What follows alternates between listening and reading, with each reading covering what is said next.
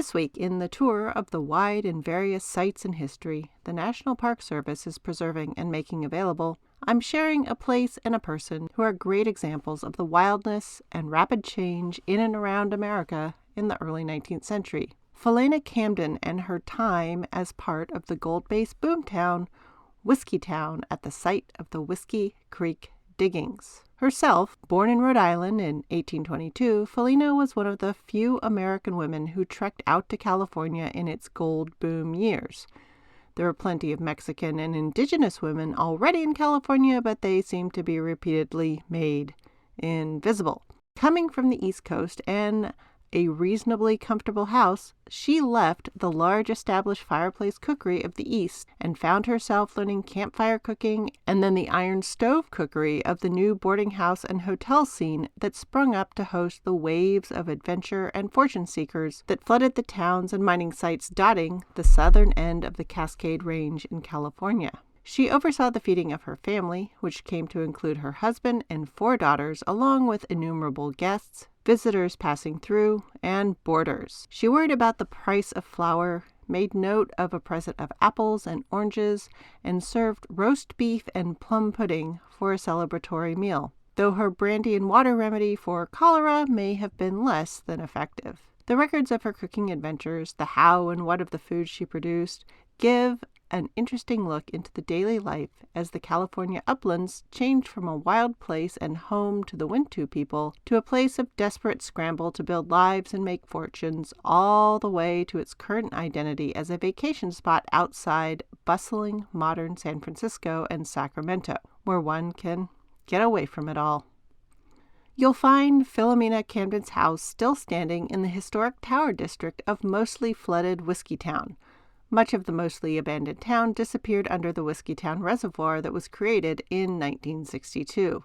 This location has gone through several transformations in the last 200 years. It's not just a place to view the quick changes of history, but it's also a great place to hike, view the numerous waterfalls, and splash in the lake.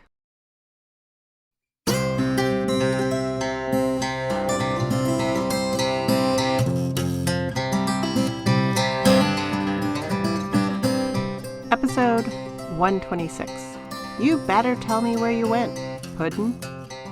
Hello and welcome to the history of American food.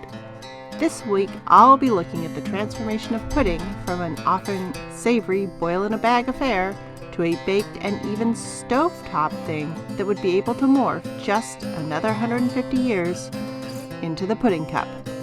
So if you want to see where the American pudding train really jumped the tracks, pull up to your place at the table and let's dig in. The first thing you need to know is that when making a boiled pudding, your cloth must be made of German sheeting. Any article less thick will admit water and injure the pudding, at least according to the incomparable Mary Randolph in her cookbook, The Virginia Housewife. This statement in the 1824 first edition speaks to a pudding tradition that was getting elbowed to the side by the time this book was published. To remind you, gentle listener, of the old pudding history, until we get to more or less modern iron stoves, pudding was always a mixture that was packed raw into a water-resistant bag of some sort and then boiled until cooked. The earliest versions were savory, and they seem to generally have included a grain of some sort, usually whole, and weirdly, like the pudding cup, they seem also to have been associated with eating on the go. Now, the earliest puddings, what were they? Because I've touched on this before, I won't dwell on it too long, but they were meat, usually the tripes or the umbles, that is, what we might call variety meats, so not the muscle parts, mixed with some grain. Blood was also a common sausage ingredient. Now, of course, most Americans now look upon blood with suspicion, but in early America it was still recognized as a vital fluid full of energy and goodness. These ingredients, usually with some herbs, spices, or onion-type stuff, and depending on where you hailed from, often plenty of garlic, were stuffed into some sort of waterproof animal membrane. Animal stomachs were common, and then over time animal intestines were made into the preferred stuffing object. Animals that ate plants, or at least a varied diet that included a lot of plant matter, were preferred because they tended to have the longest intestines. And then these long-filled intestine tubes could be tied off into shorter lengths or be wound up into long spirals. Regardless of which container, the earliest puddings made this way were boiled.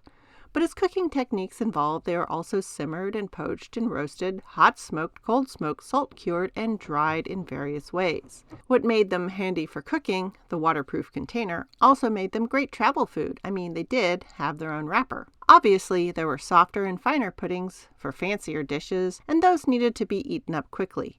But early puddings were self-contained and made food that was packable. Also, by being cooked in an air and watertight container, they resisted rotting longer, since all the rotting creepy crawlies were blocked from getting inside. And then when you were on the road, they could be sliced up with a knife, and those slices or chunks were pre-cooked, but could be roasted over a fire, or could be cut up and added to a vegetable stew to make it richer and add flavor. But by the time we get to the 19th century, puddings would use breadcrumbs, old bread, eggs, oats, and rice as binders. And if things were really fancy, egg yolks, butter, and cream.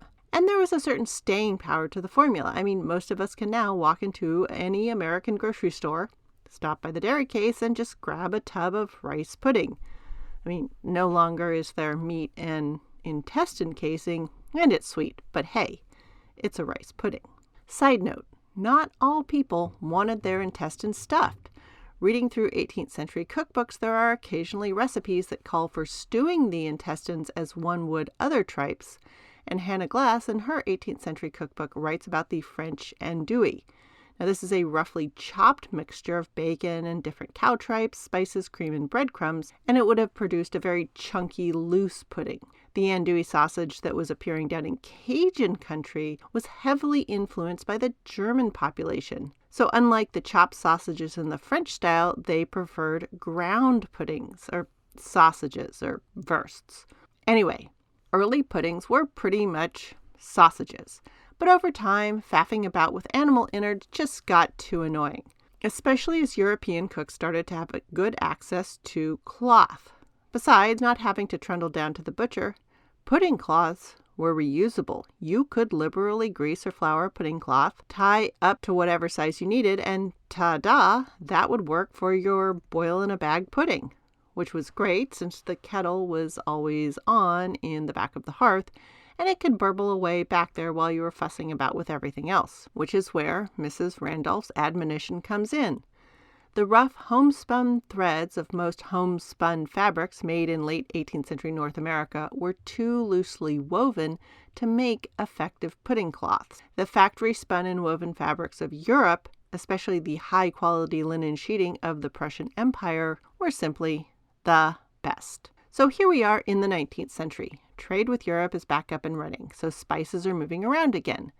And while the grapes of America make lousy wine, they are nice and sweet and make nice raisins.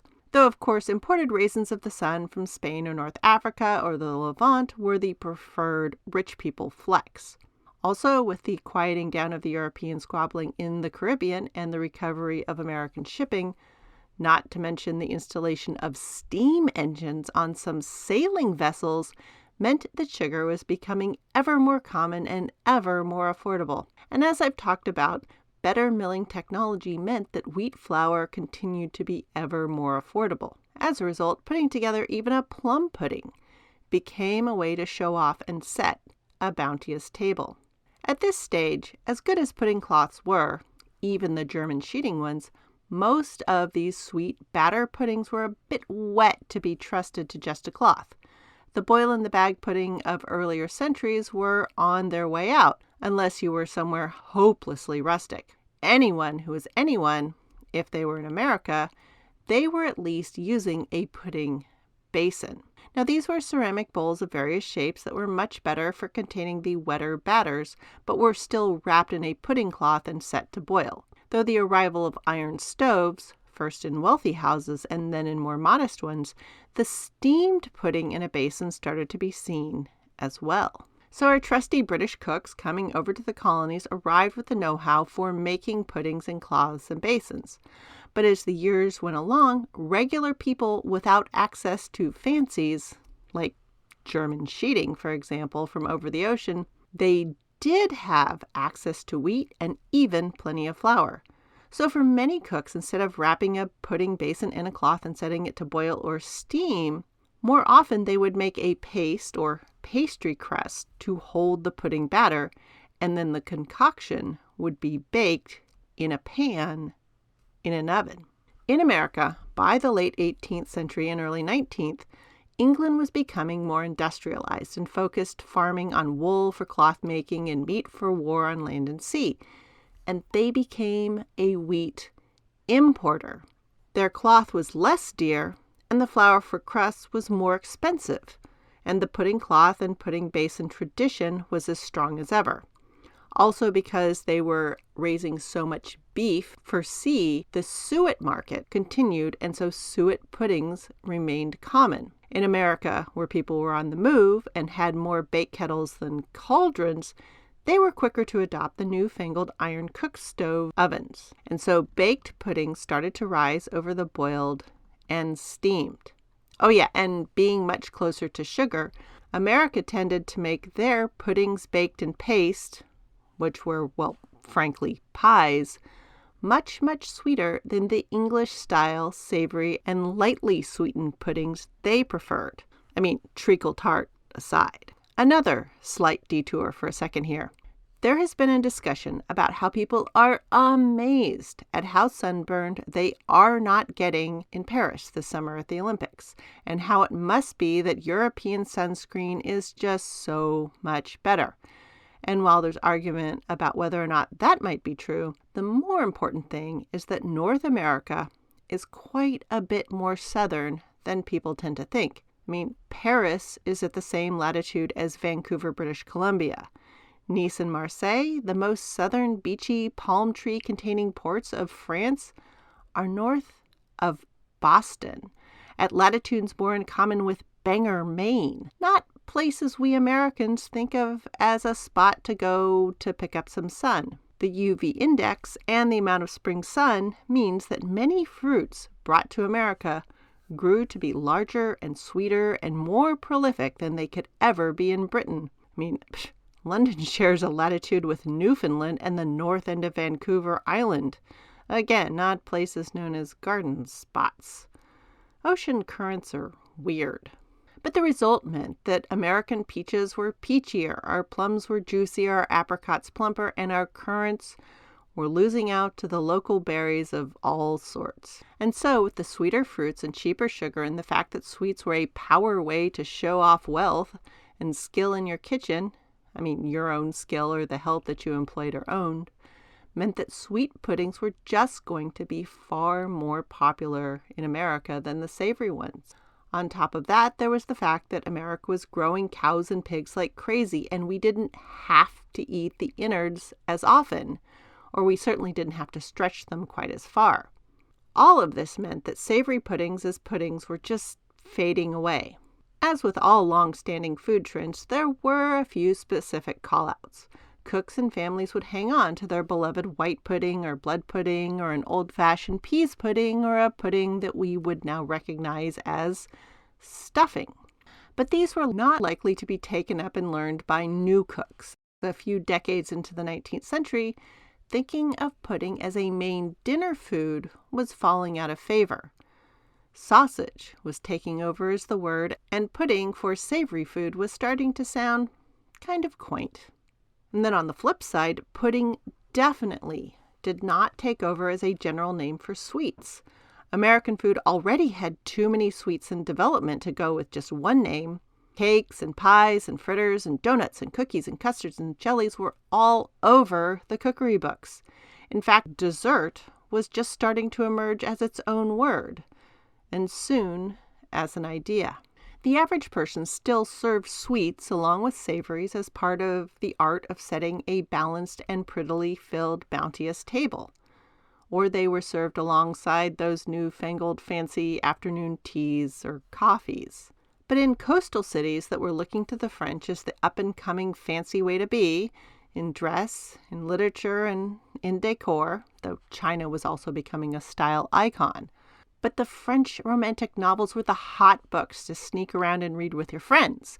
By 1850, the adventure stories of Alexandre Dumas, like The Three Musketeers and The Count of Monte Cristo, were translated into English almost as soon as they were published in France. And with that, the concept of dessert, a sweet course at the end, as well as the word itself, was also arriving in America. It will still take until the 20th century for a dessert section to be set out in cookbooks. For a long time, each pastry and baking art form is seen as its own thing. After all, there's many reasons for cake and pie and cookies other than just the end of a meal.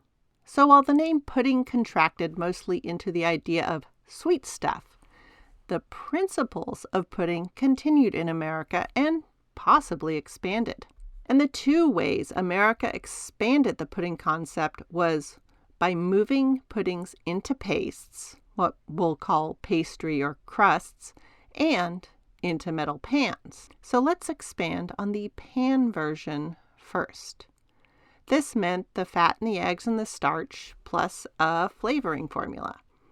And in America, with new ingredients and new kitchen setups, or no setups, the pudding batter in a pan could find ever wider horizons. Oh, and one of the first places many people would get to see new kitchen setups, that is, iron stoves, was in the American Navy. The Navy was so tired of setting their ships on fire with galley fires under the old hanging cauldron. So the U.S. Navy installed British iron stoves right around the War of 1812. So the naval tradition of duff, the sailors' boiled pudding, was replaced early with oven-baked puddings. Something tells me the sailors were probably pretty okay not using one pot of water to cook all their meals, except maybe for the guys on pot scrubbing duty. But back on land, let's talk dripping pudding, or Yorkshire pudding, what Americans may know as popovers. Anyway, these jumped-up pancakes, literally in this case, fall into the category that Americans would come to generally know as batter breads. As pottery baking vessels were steadily replaced with iron and soon tin baking pans, these quicker baking puddings or batter breads started taking over the place puddings had recently occupied on the table. Some of the items definitely had pudding in their name, like Indian pudding and then corn pudding, which will become best known as spoon bread, are part of this category. These batter breads were less common in widely published cookbooks from the early part of the century since they were more commonly food of the poor, or at least an average person. The puddings were often served before or alongside meat as the part that sticks to the ribs. I mean, even if America had way more meat per person on average than Europe did, it was still a bit dear. So serving these baked concoctions to fill up on instead of the expensive meat was very common. These being called batter breads lies in the fact that they were, and are, made of egg and fat and starch, just like the pancake batter we talked about in last episode. All of the rise comes from the egg and the heat of baking. The wet batter creates steam, which rises things up, and then it's held in place by the cooked egg proteins. The starch that gives body and structure simply depended on what the local available starch was, like wheat flour, cornmeal, or rice. The fat, that makes them tender. It could be butter or lard or the aforementioned meat drippings from a roast, though sometimes the fat was just from the egg yolks, and maybe there was a little bit of cream that needed to be used up. But however they came together, they were still on the table. It's just that America no longer called them pudding. That word was for the sweets. But if you'd like to add a little 19th century to your next dinner, pop out some popovers. While you can go all fancy and get a purpose-made popover tin, that's really late 19th century. Muffin tins or just a regular baking pan for true old-school Yorkshire pudding flair can do the job. But what you need to do is take 5 eggs, separate them, and beat the yolks until they're light. Stir together 6 tablespoons of flour, a teaspoon of salt, and a cup of milk, and then beat in those egg yolks. Meanwhile, beat the egg whites until they're very light, Beat that all into the rest, then add another cup of milk. And then you can also beat in melted butter the size of an egg or a small ladle of drippings from the roast. Beat that again until it's all very light, pour it into a pan, and bake in a very hot oven until well puffed and brown. Or for the modern baker, thoroughly grease a muffin tin, 12 regular-sized muffins or 6 jumbo ones. Crack 4 large eggs into a bowl or blender. Add 1½ cups of milk and a half teaspoon of salt. Beat with a wire whisk, an electric beater, or the blender. Then add in 1½ cups of flour and blend again. Melt 3 tablespoons of some kind of fat, again, butter or bacon grease or drippings from a roast, whatever you've got. Add and beat until frothy. Then pull all the top racks out of your oven, leaving just the bottom rack in. Preheat the oven for about 15 minutes to 450 degrees. Yes, normally you preheat the oven first, but in this case, letting the batter sit allows the flour to better absorb the liquid and makes a lighter pudding or puff. Then you pour the batter into the greased tins, or just one big greased pan, pop it on the bottom rack, and let it bake. For the jumbo muffin tin version, bake it for 20 minutes at 450 degrees and then turn the oven down to 350 degrees and bake for another 10 minutes. And this mimics the way those iron ovens would start hot and then cool down as the wood burned. And if you're using one of the other pan arrangements, you'll have to adjust the time up for that single pan and adjust the times down for the 12 muffin tin version. Let's just say thank goodness for oven windows and lights. But the rule still holds. Anyway, baking until puffy and browned is still the goal. And when you pull it out and you want to retain the puff, be sure to pierce the top with a knife to stop deflation and sogginess. So that's the simplest batter bread pudding. Sweet versions were incredibly popular as well, though quite often the only fat in these batters would be the egg yolks and any milk fat. The sweetness would come from apple, peach, or cherry pieces baked into the puddings, which for all the world looks almost exactly like what we now call a clafoutis. Additional sweetness would be added by sprinkling the top with sugar when it was served, or by pouring over a sauce made from butter and sugar, and sometimes a splash of sack or sweet wine or brandy. But then there's also the puddings that started getting baked in those crusts. What became many of our pies. Many of the sweet puddings incorporated old bread, breadcrumbs, and as I said at the top of the episode, rice instead of flour. And just as with the oldest American bread, pumpkin and other squashes or apples were often added to give more body and creaminess to a pudding. And they were just as annoyed then as we are now that when you burn something that contains a lot of protein, it sticks to the pan. And as these puddings contained milk and eggs, that kind of sticking was the worst. Okay, and maybe even worse than that, you ruined the pudding.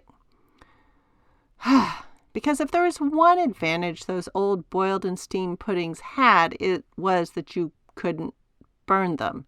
Sure, you could undercook them and they'd be gluey, or you could overcook them and they'd be leaden because all the bubbles had been pushed out because they were heated too long. But at least they never burned. So that's where the crusts often came in. It was a desire to prevent the burning of the puddings. The tendency to make pies out of pudding mixtures was already happening at the very end of the 18th century, as illustrated by the inclusion of a pumpkin pie recipe in the Amelia Simmons cookbook. It's clearly a pudding batter. This recipe, recipes 1 and 2 are in fact called pumpkin pudding, though there's an O in pumpkin. It's eggs and milk, and the pumpkin is in there filling in for the grain or the flour or the breadcrumbs. And another fun side note, while pies with pumpkin in them were found in 17th century English cookbooks, they were made like fruit pies. Pumpkin slices were layered with sugar and spices and butter. The eggs and milk needed to make it a pudding pie were absent. Okay. So the eggs and milk plus sweetening and starching filler bloom out from there. One branch would be breadcrumb puddings.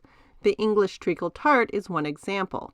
Eggs and treacle syrup plus a little salt and lemon if you're fancy were all combined with breadcrumbs and baked in a crust. Americans had their own versions. There was lemon pudding and cream pudding and wine or sack pudding, which was usually just a cream pudding with wine flavoring. There was almond pudding and curd pudding, which is really almost a cheesecake. Those curds were cheese curds. There was marrow pudding, and there are even records of coconut pudding. Yes, the American coconut cream pie has deep roots in American puddings, combined with the foreign treats ship captains were bringing home. Oh yeah, and recent DNA detective work has shown that Caribbean coconuts have Indonesian roots. They are the ones that washed up along East Africa, were transported as trade goods to West Africa, and then they were part of the Spanish and Portuguese food swapsies game from the Caribbean and East Central and South America. Tomatoes and peanuts and chilies and corn and pineapple went from there to West Africa, and from West Africa, coconuts and cowpeas and sorghum and rice and indigo and bananas all arrived. And people. Don't forget the people stolen to do all the labor with all these new crops. But back to the puddings. If crusts were too much of a bother, or you had old bread on hand instead of a stash of grated breadcrumbs, the formula could be redone for the still beloved and still evolving baked bread puddings. The desire to add raisins or currants or nuts or spices was common, and if you were in certain places, well, I ran across a bread pudding made with leftover cornbread and stewed pineapple from a family cookery book that passed across my desktop a bit ago during my research. The pineapple had been made into a conserve or a wet sweetmeat by cooking it in heavy syrup, so you can find basically the same thing now as canned in heavy syrup pineapple.